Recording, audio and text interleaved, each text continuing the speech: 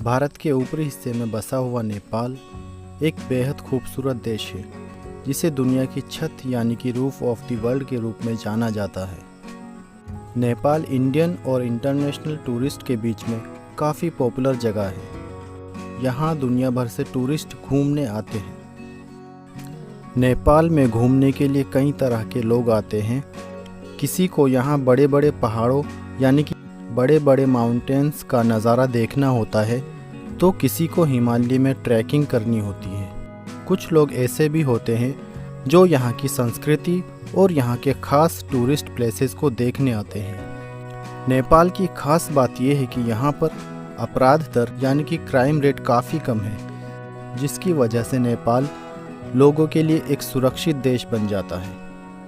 दोस्तों, काफ़ी सारे लोगों को पता नहीं होता है कि नेपाल कैसे जाएं, बस से जाएं या ट्रेन से जाएं या फिर फ्लाइट से। तो दोस्तों, इस वीडियो में शुरू से एंड तक बने रहिएगा, क्योंकि इस वीडियो को देखने के बाद आपके सारे डाउट क्लियर होने वाले हैं।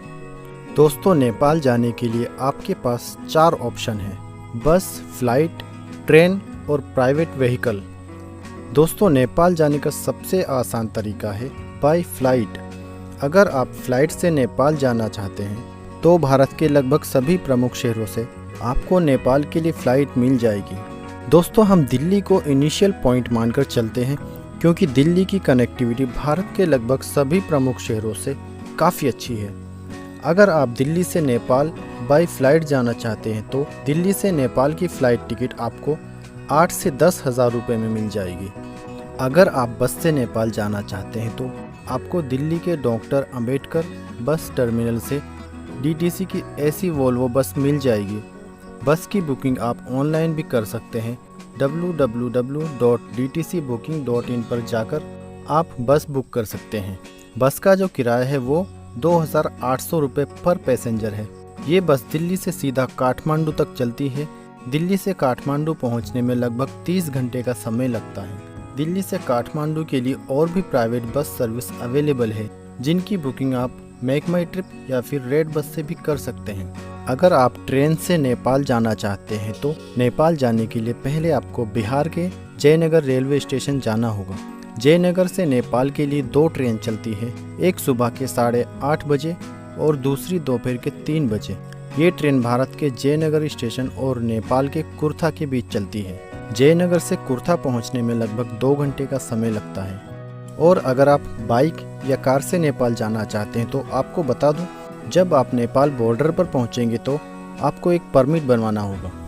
अगर बात करें परमिट की तो बाइक के लिए जो परमिट का चार्ज होगा वो 150 नेपाली रुपये पर डे होगा।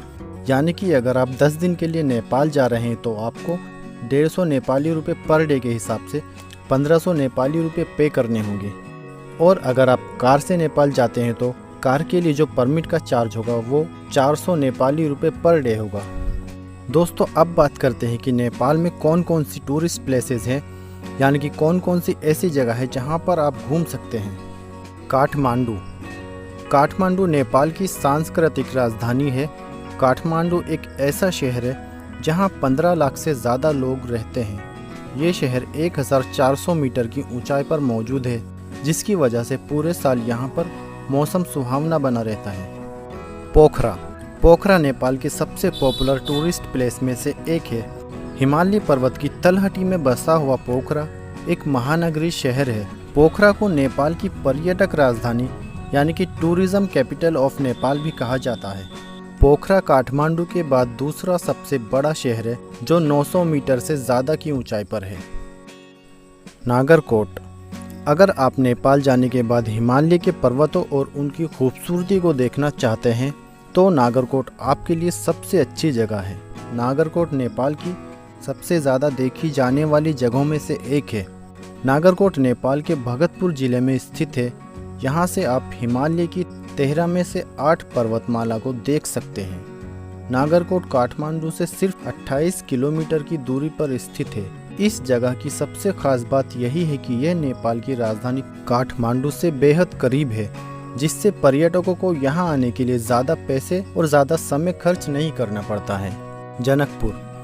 जनकपुर नेपाल का एक खास शहर है और यहाँ देखे जाने वाली खास जगहों में से एक है। आपको बता दें कि जनकपुर शहर भारत के बॉर्डर के करीब स्थित है। जनकपुर को सीता जी का जन्म स्थान और भगवान राम से उनके विवाह का स्थान माना जाता है। पशुपतिनाथ मंदिर। पशुपतिनाथ मंदिर नेपाल के सबसे पवित्र हिंदू मंदिरों में से एक है और काठमांडू शहर से सिर्फ 3 किलोमीटर की दूरी पर बागमती नदी के किनारे पर स्थित है। यह मंदिर भगवान शिव को समर्पित है, जहां पर रोज हजारों की संख्या में भक्त आते हैं। साल 1979 में पशुपतिनाथ मंदिर को यूनेस्को की विश्व धरोहर स्थल में शामिल किया गया था।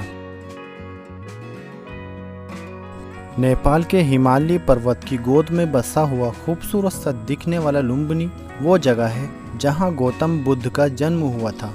आज के समय में भी यह नेपाल का बहुत ही शांत और बौद्ध धर्म का प्रमुख तीर्थ स्थान है। इसे यूनेस्को की विश्व धरोहर के रूप में भी शामिल किया गया है।